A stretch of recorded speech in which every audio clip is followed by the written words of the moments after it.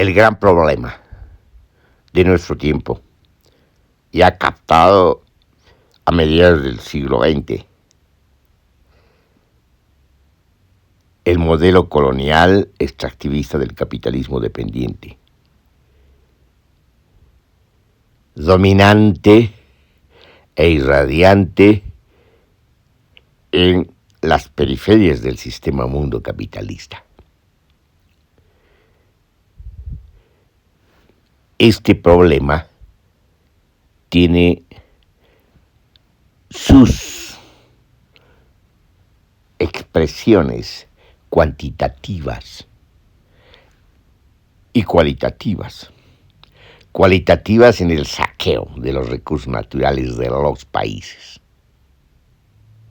y cuantitativamente en la magnitud de la valorización de lo que se llevan en términos de la acumulación originaria del capital por despojamiento y desposesión y por acumulación amplia de capital, es decir, por transferencia y transformación industrial en los centros cambiantes del sistema mundo capitalista.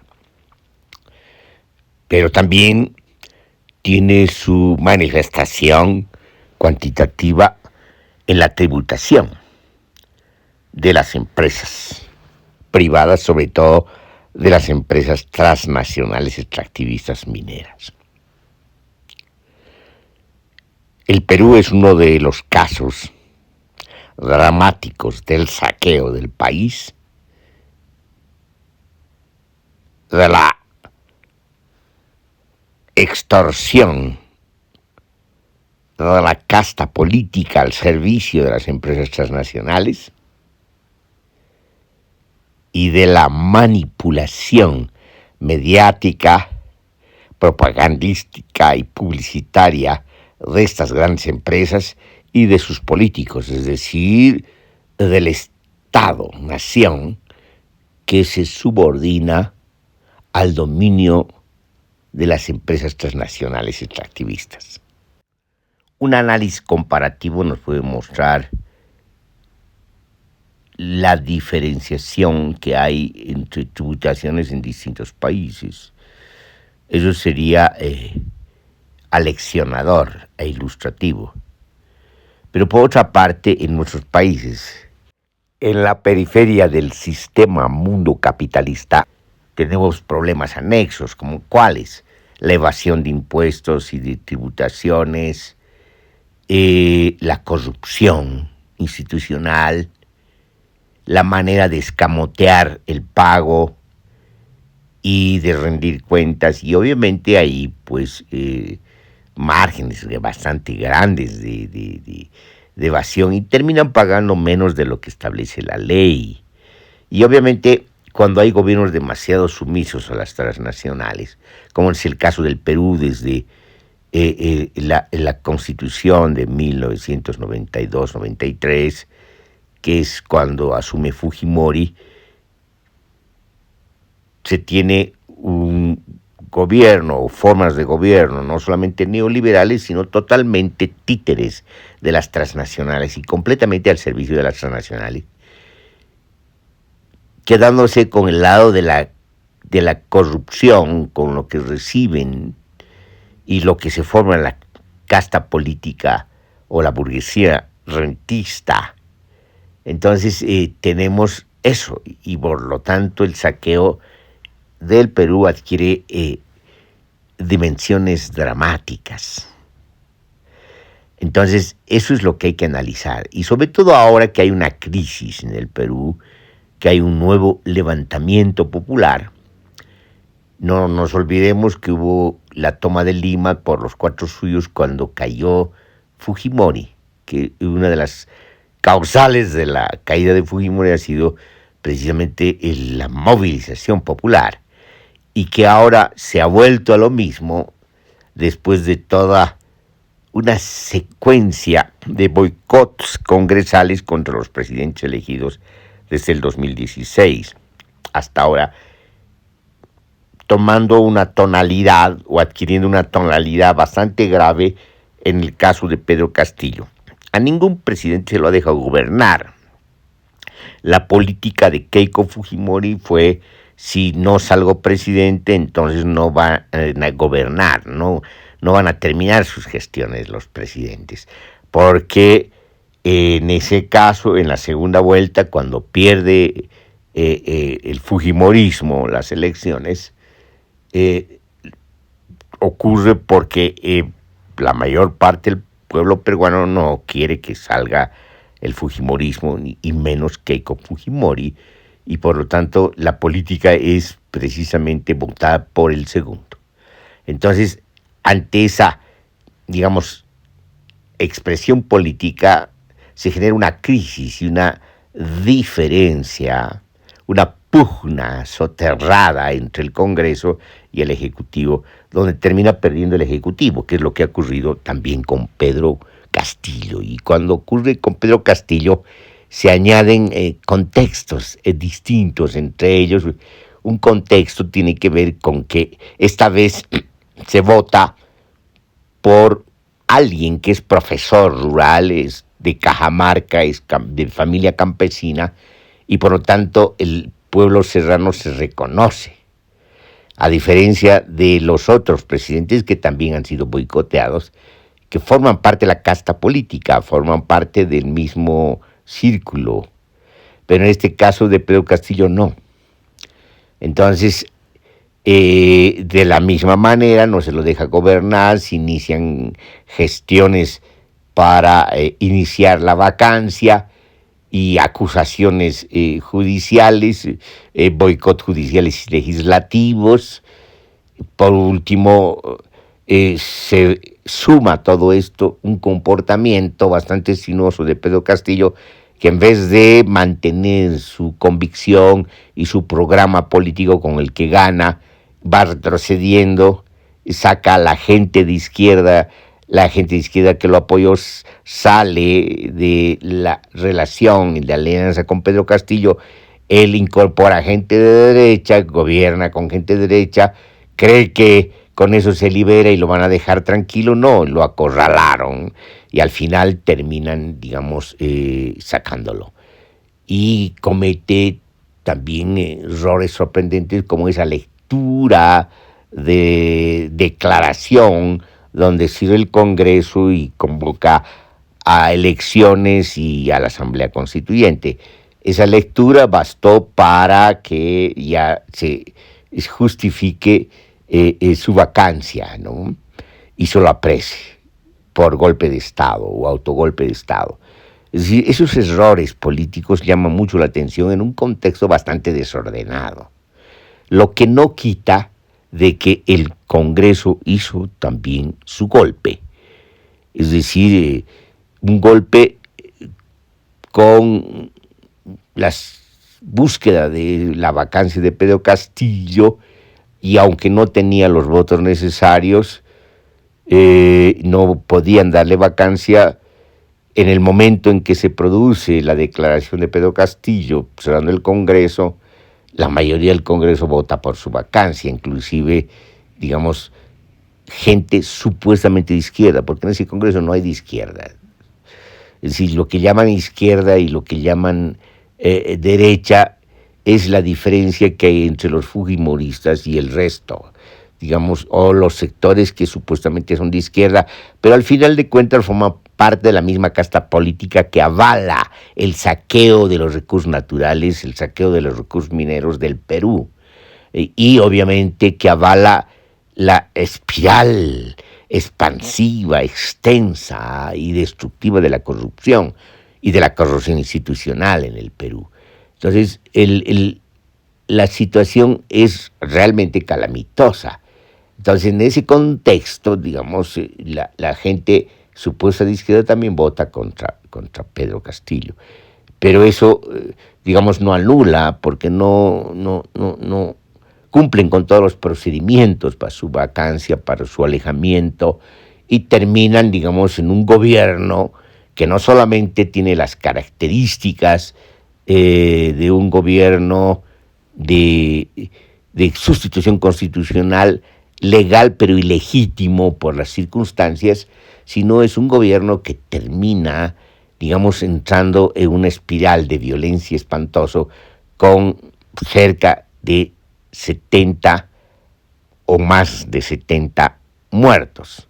Entonces estamos ante un gobierno asesino que justifica, digamos, la represión sañuda, que ha perseguido precisamente matar gente para aterrorizar a los movilizados, que ha usado la constitución fujimorista, que es una constitución del terrorismo de Estado y de una entrega sumisa y completamente subalternizada a las transnacionales extractivistas, ¿no? Entonces, en este estado de cosas, lo que se tiene precisamente es una situación realmente alarmante, una crisis que ha ido creciendo de la manera más calamitosa, donde entonces tiene un gobierno ilegítimo, un gobierno asesino, que está sostenido por el Congreso y está sostenido por un Congreso que no quiere convocar a elecciones de manera inmediata. Está sostenido en un Congreso que defiende sus curules, tanto de izquierda, entre comillas, y de derecha. Está sostenido por un ejército asesino y por policías asesinos, ¿no? Totalmente corrompidos y subalternizados a los amos, que en este caso son las transnacionales, extractivistas, mineras. Entonces, fíjense lo que tenemos. Entonces, ¿qué es lo que ha ocurrido desde un principio hasta ahora? Lo que ha ocurrido desde un principio, en la medida que en el programa de Pedro Castillo se anunciaba no solamente una reforma agraria tibia, light, sino también la necesidad de cambiar el estado de cosas de la minería para que el Estado peruano se haga cargo, ¿no? Ya sea a través de nacionalización o transformaciones de los mecanismos impositivos y mayor control estatal sobre la minería. En esa misma medida, Pedro Castillo se trajo a colación, digamos, de manera más notoria, pero soterrada, la enemistad, y más que la enemistad, el antagonismo de las empresas transnacionales.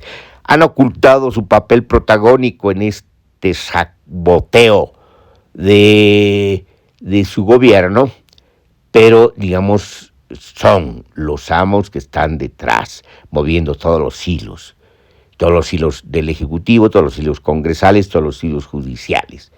Entonces, los que han boicoteado, digamos, fuera de los notorios protagonistas políticos, que entre ellos el fujimorismo y la derecha, los protagonistas, los autores intelectuales de todo el desastre político del Perú son las empresas nacionales extractivistas mineras. Eso es lo que está pasando y lo que están sosteniendo un gobierno asesino, ¿no? Que ya raya en el genocidio. Son estas empresas nacionales que están dispuestas a poner de su parte, ¿no? Poner dinero, corromper, corroer como acostumbran y mantener, digamos, a su servicio un ejército cipayo y una policía cipaya. En ese estado de cosas, lo que se tiene fundamentalmente, pues, es esta conspiración, para decirlo de ese modo, aunque suene a teoría de la conspiración, pero queremos hacer notorio y remarcar precisamente este asunto, que es la conspiración sistemática de las transnacionales contra el Perú. Y así taxativamente, a pesar de la propaganda y la publicidad de la derecha, de los fujimoristas y de toda la gente que dice que, bueno, un país minero fundamentalmente, cuya Producto Interno Bruto en parte importante y significativa, más del 10%, del 10 al 15%, viene de la minería, en un país donde se dice que llega a recibir por concepto de minería 25,000 millones de dólares, ¿no? En un país así, a pesar de esa propaganda, la verdad de la milanesa, como se dice popularmente, es que no se cumplen con las leyes mineras, no se cumple con la tributación minera. Hay un conjunto de leyes y formas administrativas que desde el gobierno, desde el Ejecutivo y desde el Congreso y desde el aparato judicial permiten la evasión de tributaciones y de impuestos y termina mermando grandemente lo que aportan estas empresas que tienen súper ganancias, porque estamos hablando de una etapa, de un periodo de bonanza de materias primas, el oro, la plata, el cobre. Perú es el segundo país exportador más importante de cobre después de Chile. A nadie se le escapa de que ha habido super ganancias. Los impuestos y las tributaciones en términos porcentuales han disminuido.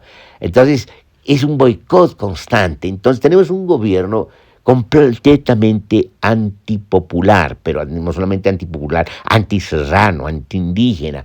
Es un gobierno completamente entreguista, ¿no? Un gobierno que, digamos, avala el saqueo y la destrucción ecológica del Perú, a pesar de que han habido una larga secuencia de resistencias, entre ellas destaca Conga y lo que pasó en la Amazonía. Entonces, a pesar de esas resistencias, se tiene el recurso de la violencia estatal, del terrorismo de Estado, para precisamente contener la movilización. Y es lo que está ocurriendo ahora. Entonces, es muy importante hacer una evaluación de este asunto del aporte y el saqueo de las empresas transnacionales mineras en el Perú. En un artículo sugerente, Juan Torres Polo, sobre la tributación minera en el Perú, nos da luces a propósito de lo que estamos diciendo. Juan Torres Polo dice: nuestros problemas económicos, políticos y sociales tienen origen en la corrupción. Instalada en el Perú desde el periodo de la conquista, que sobrevivió a la independencia y está vigente hasta nuestros días. Y no hemos llegado al colapso económico solo por el respaldo de las ingentes riquezas naturales que poseemos, saqueada por los gobiernos de turno en contubernio con las redes y esquemas de corrupción instalados a lo largo y ancho de nuestro país. Ese es un panorama reconocido en América Latina y el Caribe de la incidencia de las empresas transnacionales y el efecto nocivo que tienen sobre los gobiernos de turno y obviamente la subalternización de los estados. Una de sus primeras conclusiones consiste en que en el Perú no se cumplen con los principios básicos de la tributación y el diseño de la economía es irracional. Responde a un pensamiento gamonal y perverso. En ese sentido dice que la tributación minera en el Perú es incierta y denota falta de transparencia, mientras los líderes del sector dicen y manifiestan que la tributación minera es muy alta y que son los principales sostenedores de la economía del país. Se constata que el sector minero contribuye con el Producto Interno Bruto sustentado en el incremento incesante de los precios y en el aumento de la producción, pero contradictoriamente no significa un mayor ingreso para el erario nacional. La composición de la tributación es la siguiente. Las regalías e impuestos especiales están constituidas por las regalías mineras, el impuesto y gravamen especial a la minería y el programa minero de solidaridad con el pueblo. Entre las notas importantes se encuentra una que tiene que ver con las ventas. Dice el autor: todos sabemos que el sector minero se favoreció con el boom de los precios de los minerales que se inició el año 2003, durante los 90 hasta el 2002. El precio del oro mantuvo un precio promedio de 350 la onza Troy, alcanzando su máximo en el 2012, que subió un 400%, mientras los demás metales siguieron esa misma tendencia. A pesar de esto, la Constitución del 93, de la que hemos hablado, evita que nuestro país recaude más impuestos, beneficiando solo a los empresarios.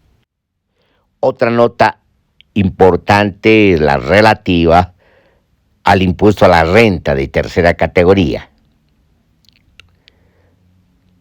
Dice el autor: la tasa teórica del impuesto a la renta anual hasta el año 2014 fue del 30%. Los años 2015 y 2016 fue de 28%, y a partir de 2017 la tasa es del 29,5%, que se calcula sobre la renta neta imponible. La reducción se hizo con el objetivo de mejorar la recaudación, ampliando la base de tributación. Siguiendo la secuencia, otra nota importante se refiere a las regalías e impuestos especiales. El autor dice: el régimen fujimorista se negó a cobrar regalías por la extracción de los minerales. En el año 2004 se aprobó la ley 28258 de regalías mineras, donde la base del cálculo era el valor del concentrado del mineral, con una tasa que varía del 1% al 3%, dependiendo del tamaño de la explotación minera. En el año 2006, Alan García y luego Ollanta Humala plantearon que evaluarían la aplicación de un impuesto a las sobreganancias mineras. Electo, Alan García prefirió negociar el programa minero de solidaridad con el pueblo, más conocido como aporte voluntario, mediante la cual las empresas mineras destinaban un porcentaje de sus utilidades netas por 5 años. Las empresas con contratos de estabilidad destinaban el 3,75% de sus utilidades netas, y las empresas que pagaban las regalías mineras podían descontar un porcentaje, el 64,4% de lo pagado por regalías mineras, y aportar solo la diferencia. Fíjense lo que está ocurriendo. Ahí está la trampa. Hecha la ley, hecha la trampa.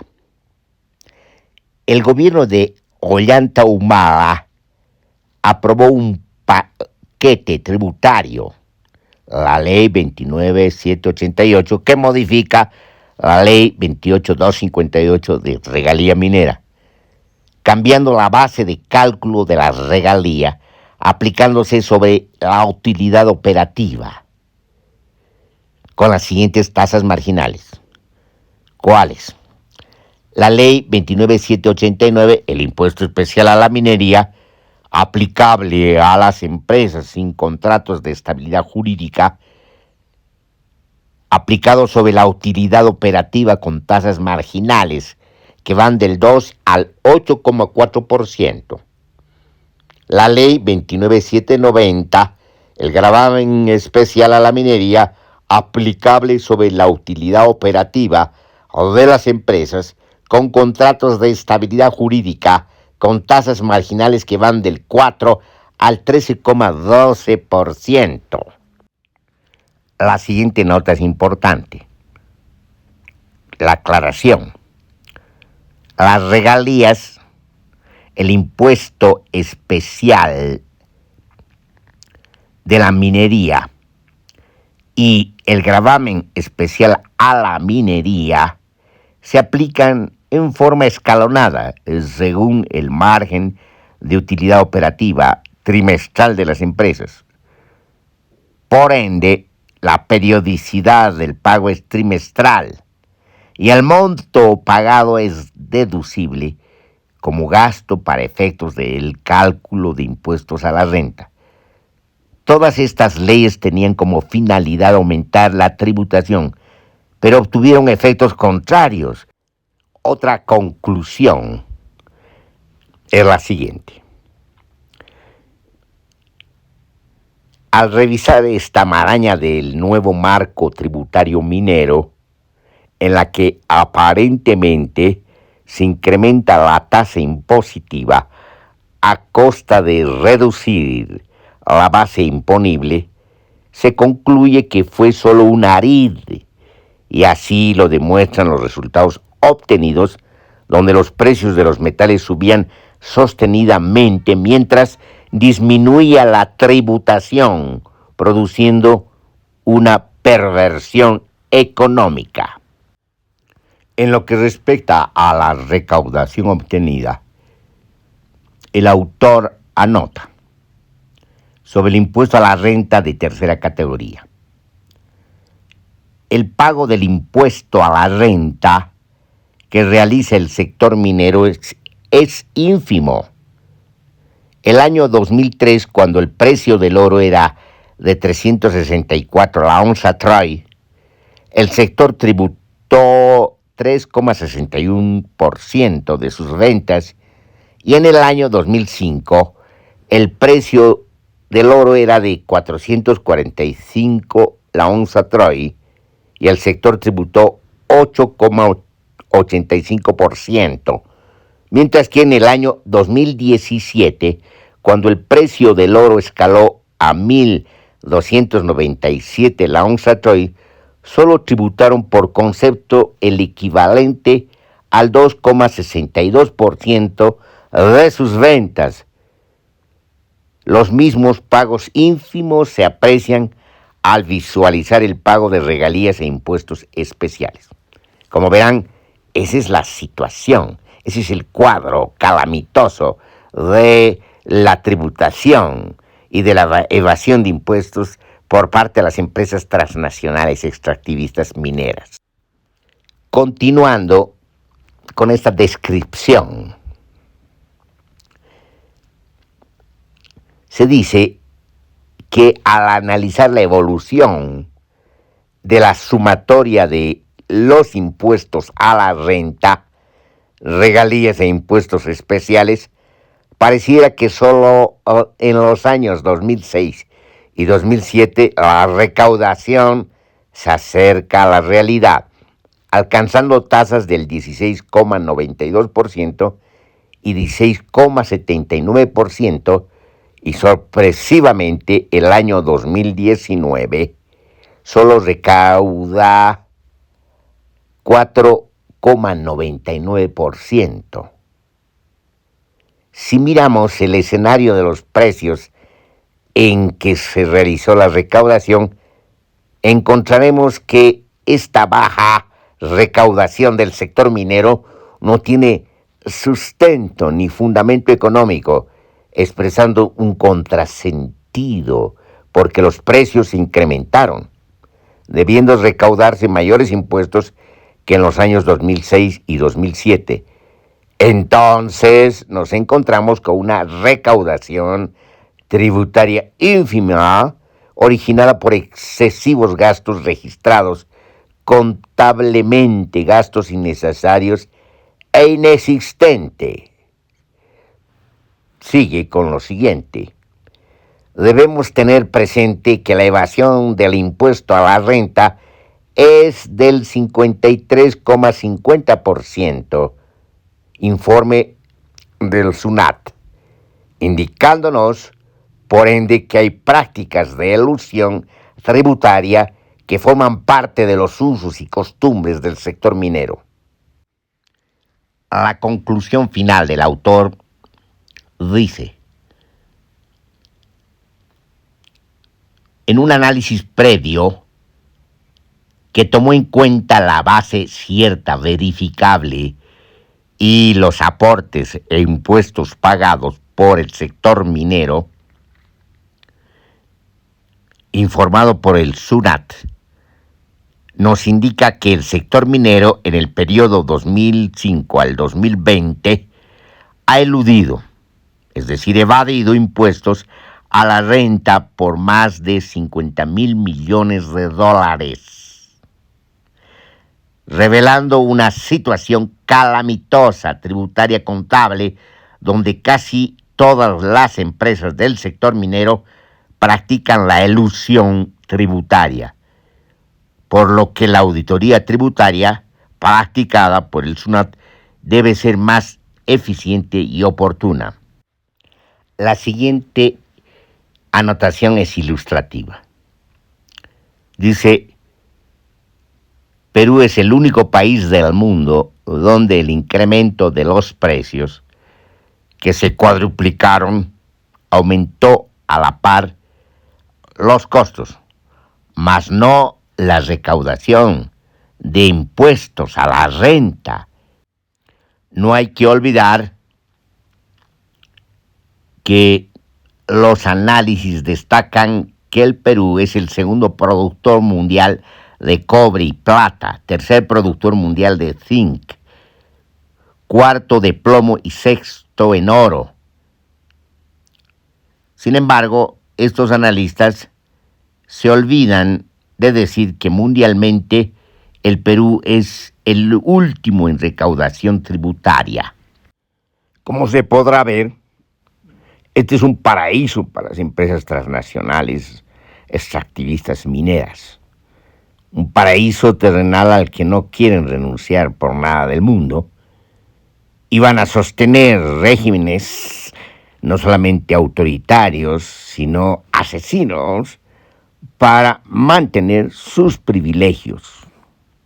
La estructura de poder en el Perú tiene que ver, pues, con esta intervención, esta ocupación por parte de las empresas transnacionales extractivistas mineras, esta subordinación del Estado a los intereses de las empresas transnacionales extractivistas, la subsunción de los gobernantes, de los congresistas y de la administración judicial. Esta estructura de poder se asienta no solamente en este dominio descomunal de las empresas transnacionales, en este desacato de la soberanía del pueblo y de la propiedad de los recursos naturales que pertenecen al Estado, sino también en una corrupción galopante y en una corrupción institucional extrema que es, pues, digna de antología en lo que respecta al Perú. Solo así nos explicamos esta forma de dominio, de complicidad y de saqueo, y solo así nos podemos explicar que un gobierno con las características que tiene el gobierno de Dina Boluarte, un gobierno basado en la complicidad del Congreso y en la complicidad del ejército y de la policía, todos estos manejados por los hilos que manejan las transnacionales extractivistas mineras, solo así nos explicamos que se mantiene una situación adversa, perversa y espuria políticamente. Solo así nos explicamos que este conglomerado perverso del poder se imponen contra el pueblo peruano.